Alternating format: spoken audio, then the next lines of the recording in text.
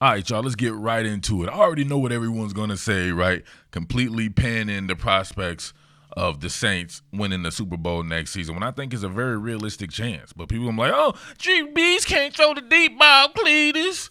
Like, come on, fam. Like, you got to come up off of that, man. You have to get Drew Brees some actual weapons beyond the best receiver in all of football and Mike Thomas. You just have to, right? Somebody needs to be able to step up. I like Jared Cook we see here in the tight slot flexed off. But a guy like Traquan Smith or even Ted Ginn Jr., man, like, come on, what are we doing here? They need to really look into this draft and go ahead and get somebody perhaps in the first round. A guy like Justin Jefferson, straight up, right, from out there in Baton Rouge, he would be absolutely perfect to complement, especially when you see the type of speed that he has and he can work inside out. But check this out, man. This is a four-verse concept, right? Running into man-free. You're running a four-verse concept into man-free. He saw this right away, and he knew exactly where the underneath defender would go, Harrison Smith, and he knew exactly where to put this ball at, and he put it right on him. Now check this out right here. My man clears, right? You see him right here. He's going to clear. You got Harrison Smith damn near at a rat roll, right underneath. Three defenders converge on one. That's a 3-on-1 situation, meaning everyone else should be manned up. Traquan Smith has to come down with this. Anybody don't think a guy like Justin Jefferson or a CD Lamb would come up with a play like this? Right? He got punked out. Let's see it from a different angle here. Now look at this. How great is Drew Brees? You got Harrison Smith over here telling Daniil Hunter, right? He's repositioning his technique, so you know he's going to be involved in something underneath. Drew Brees spots that, straight manipulates it. He knew exactly where to go, steps up in the pocket. Now, he can't throw the deep ball. Look at him. Look how he puts it right up on him. Traquan Smith has to come up with this. You can't get punked out. Look, he went up with two hands. My man went up with one.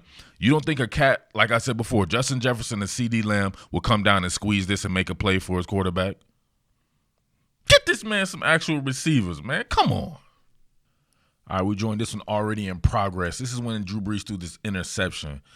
And he was fooled on this one. This is a matchup zone, right? So you have pretty much man coverage across the board with the two deepest defenders, which will be Trey Waynes over here at a left corner spot, and then the free safety pretty much taking a quarter of the field themselves. So he was kind of messed up on this one, but there was really nowhere to go. But I just really wanted to show this because if he can't throw the deep ball, how did he get this bad boy almost from the 20 to the 20? So you'll see him launch right here, step up at the 20. Boom. It's intercepted where? The 26-yard line or something like that? Like, come on. He can throw the ball down the field. I think people overdo it, arm strength, with thinking it's throwing the ball downfield. That's not arm strength. Arm strength, especially when these middle, in the NFL, when the hashes are in the middle, it's about being able to throw those out routes. Those are your NFL throws. That's what I look for in my college football coverage as well, because those hashes being like that makes a lot of these throws a lot more difficult at this level. But those opposite hash throws, comebacks, and out routes, deep digs, and everything like that, those are your throws that show arm strength. But being able to load up and throw the ball down the field, you see it. He was able to get it from the 20 to the 20. Launching it up. Now look at this. So as far as making this particular mistake, like, it was a mistake. So there's no getting around this. But Trey Waynes looks like he has a third of the field here. And then you got a third of the field being played by the free safety as well. With everybody else virtually being in man coverage, with there being a pseudo zone underneath here to the right side. So a matchup zone, and this is your average post corner, right? You got a corner route by the inside receiver. Then you got your post is the deepest of the deep. So he threw it right into pretty much quarters coverage, which is very bad here. However, if you got a good receiver, you know what he would do in this particular situation? He would adjust to the ball and knock it down. Ted Ginn, he's a good deep. Come on, but come on, man. You got to get somebody past the Ted Ginn too.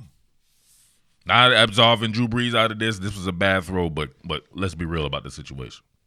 All right, to me, this is arm strength, right? You got a 2x2 working at the top of the field with a seam out combination, with a back to the basket play action fake, and he gets it there. You cannot hang this damn throw up. This is arm strength. If you lollipop Chad Pennington this, it's going to be picked off. Look, back to the basket play action fake, delivers on time, Best in the business. Gets his on his Michael Jackson, right? Michael Thomas looking like Michael Jackson getting that smooth criminal popping. You see it? Michael Thomas looking like Michael Jackson with the Michael Jordans on. But look at the throw, man. Xavier Rhodes had no chance. That's a freaking throw that has enough arm strength. Now, am I trying to say he's Matthew Stafford, Jeff George, Warren Moon, or something like that with the arm strength? No, not by any stretch of the imagination. But he has more than enough arm strength, and he's the best, damn it. I don't know what else to tell you. He's the best doing it still to me. Look at this. All right, shout out. Patrick Mahomes is the best. I'm sorry about that. I got a little crazy, right? You know what I'm saying? I apologize. But Drew Brees is still Breeze us, man. Breeze us, the notorious, just please us. All right, so check out Breezes right here. This is pretty much a spotlight route with an option to it with Mike Thomas in the slot going against Andrew Sadejo, who's pretty much an overhang defender, right, as an extra safety. So big nickel look here from Minnesota. And he's able to just look at him work the game through with his mind. I know you people out there don't understand like that. You want to see everybody run with the football that's a quarterback. I'm sorry, man. Cats who play ball, I love ball distribution. Most of us going to love ball distribution and people who are able to think the game through. Now, check this out. Look at this overhand defender. He senses that right away, and he knows, right, this is going to be a sight adjustment, right, pretty much. Just an option off of this. Just optioning off of this guy. If he were to come on the inside, we've seen LSU do some of this stuff in there. If Sendejo were to brush this outside, then Thomas would have turned this to an in-breaking route. But he played with the inside technique, so this goes to the outside. Stealing. Just completely stealing. Check out from this angle. Right there, alerting everyone. Identification sets the protection. Now, look at that. Like, how do you stop that? Do you think age or anything like that? He can do this forever. He probably have another 3-4 years left in him if he's able to just continue to do stuff like this, right? You can't stop it. You can't stop it. But what happens if you had another guy besides Mike Thomas that was that good on the other side of him? Just imagine. Just think about it, man. All right? Instead of falsely worrying about Drew Brees, this is what you need to be worried about, right? Guys like Andrews Pete, Trash Dookie, Laurie Warford can be a little bit suspect. Like, come on, man. You're going to have to replace some of these dudes. Teron Armstead, as good as he is, I believe if you cough on him, he can get injured. So stuff like that, man. You get this guy a clean pocket. He doesn't even really need a clean pocket all the time. Check it out. Look at him subtly sliding the pocket. This is what I love about professional football. Guys like this who's doing it at the highest level. Like, look at this. Andrews Pete getting his ass raped again, right? Prison raped up in here. Getting prisoned by Everson Griffin. Look at him getting pushed back into the lap of Drew Brees. And look at Brees on his set, going through his progressions, subtly sliding in the pocket, just evading just enough, right, to be able to get this off and have it just not be a loss. Right? Fantastic. Live to fight another down. That's what I say. All right, a lot of stuff right here. But look what Drew Brees is able to do, right? Variation of a levels concept. You got Mike Thomas running a corner route.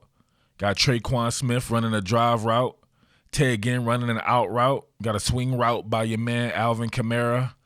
And then you got a backside dig out of a reduced split, right? Nasty split going on here by Jared Cook. And he's able to buy enough time.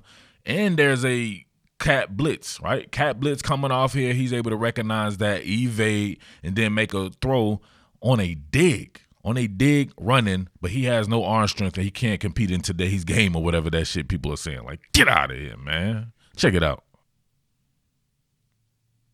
Ooh. Didn't even set his feet. What are we doing here? All right. Look at him on a pull. Evade, detach from the pocket. On the money. Look at the product placement. Come on, man. You know that's Breezes, man. I don't even got to do more. What we need to do is get to work on this offensive line, right? I get some more stuff done on that. But we'll go through on different spots, seeing who should stay and who should go, who needs to be replaced. So we're going to go ahead and call it right there. But you guys get the point. You already know what Drew Brees is about. I can't really say that anything's dropped off from Drew Brees. He looks just like when I left him in 2013 when I was covering him for Bleacher Report, SB Nation, and places like that.